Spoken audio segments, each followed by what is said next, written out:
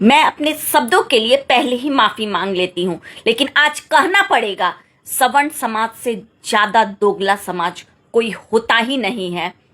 अरे समाज के कई लोगों को झूठे SC ST एक्ट में फंसा दिया जाता है। झूठे SC ST एक्ट के डर से कई लोगों का जीवन खराब हो जाता है, कई लोग सुसाइड कर लेते हैं। તો તમને લાગતું છે જૂઠા SC ST એક્ટ લગાડે, પણ ના, જૂઠા SC ST એક્ટ નથી લગાડતા કોઈને. જૂઠા SC ST એક વાર છે જાતિ સૂચક બોલે તો માફી મંગાવીને છોડ દે છે, પણ તોય કઈ ફરક ના પડે અને કઈ ના બોલે એટલા માટે ફરી પાછા જાતિ સૂચક શબ્દોનો ઉપયોગ કરે છે આવા તેવા. એટલે પછી અરજી દાખલ કરી દે છે લોકો. કઈ એમ આશ્ચર્ય કોઈ છે ને જે સીધા જરીક બોલી નાખે એટલામાં જઈને પોલીસ સ્ટેશનમાં જઈને ફરિયાદ લખી દે, એવી SC ST એક્ટ લગાડતા નથી. જાણી જોઈને અમારી જેવા છે કોણ એમ કરીને ઊંચી કાસ્ટવાળા લોકો બોલી નાખે ને એટલા માટે SC ST એક્ટ લગાડી નાખવામાં આવે છે. એમ કોઈ જાણી જોઈને કોઈનું ઘર બરબાદ કરવા કોઈ ના लगावे SC ST एक्ट. अरे वही मैटर पण व्यक्ति नीता अंबानी हिंदू है, विदेश में जाकर बोलती है कि मैं बुद्ध के देश से आई हूँ. गुड इवनिंग, नमस्कार. I come from India, the land of Buddha.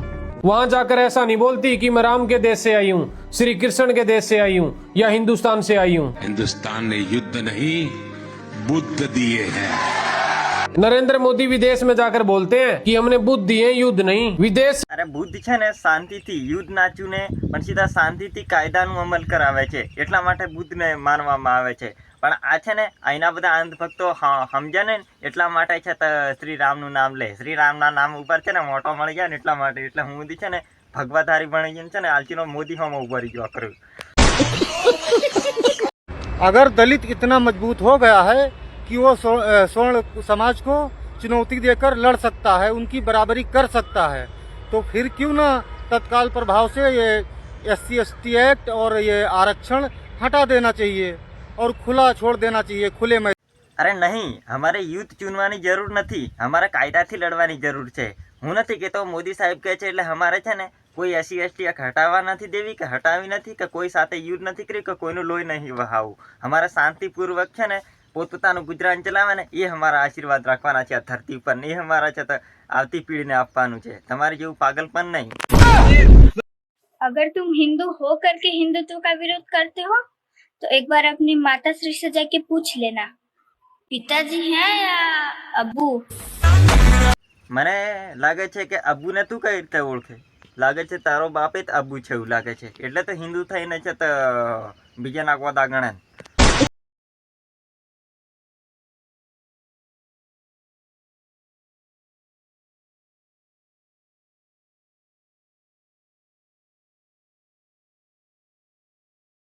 શીખો, તમારું પાગલપન તું હટાવો અને સંવિધાનને વાંચવાની ને સમજવાની કોશિશ કરો.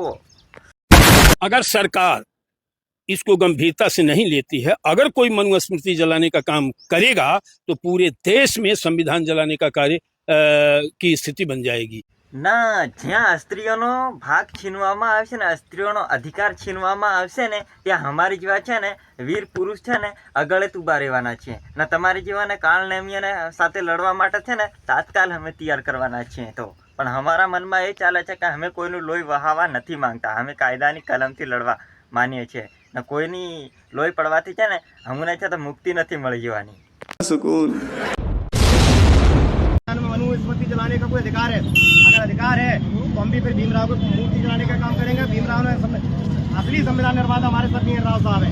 તમે હર કોઈ કાસ્ટના હોય તો કઈ વાંધો નહીં, ધ્યાનથી સાંભળજો. મારે કોઈ કાસ્ટના લેવા દિવસ જરી પણ નથી, પણ મનુસ્મૃતિનો કોઈ પણ વ્યક્તિ સપોર્ટ કરતો હોય એટલે જાણી લેવું કે સ્ત્રીઓનો અધિકાર, મજૂરોનો અધિકાર ને કોઈ પણ ગરીબ માણસનો અધિકાર એ છીનવવા માગે છે અને અધર્મનું ન્યાયને ઘોષિત કરવા માગે છે. અને ભારતનું બંધારણ કહેવા માગે છે કે હર કોઈ નાગરિકને પોતપોતાના અધિકાર માગવાનો પૂરેપૂરો અધિકાર છે. એ ભારતનું સંવિધાન કહે છે. અને મનુસ્મૃતિમાં શું શું લખેલું છે ને તમે વાંચ્યું નહીં હોય એટલે તમને ના ખબર, વાંચ્યું હોય તો તમે કોમેન્ટમાં બતાવતા જજો કેવું ખતરનાક લખેલું છે તે. એટલે અને ચેનલને સબસ્ક્રાઈબ કરતો, લાઈક કરતો અને કોમેન્ટમાં બતાવી જજો કે સંવિધાનના બધા ફાયદા સ્ત્રી ઉઠાવી શકે, પુરુષ ઉઠાવી શકે અને કોઈ પણ છે તો ગેર રીતે સ્ત્રી ઉપર નજર પણ નહીં નાખી શકે. બૈરું એકલું દેખલું ગમે ત્યાં પણ ફરી શકે, વિદેશમાં પણ એકલું ફરી શકે, બોર્ડર પર પણ રહી શકે અને મનુસ્મૃતિમાં એ બધું સપોર્ટ નથી કરતું. સ્ત્રીઓ માટે બહુ કઠિન કામ છે, એટલા માટે હું બહુ વિરોધ કરું છું મનુસ્મૃતિનો સ્ત્રીઓના અધિકાર માટે. એટલે આ શું કે અપમાન જેવી વાતો કહેવાય. એટલે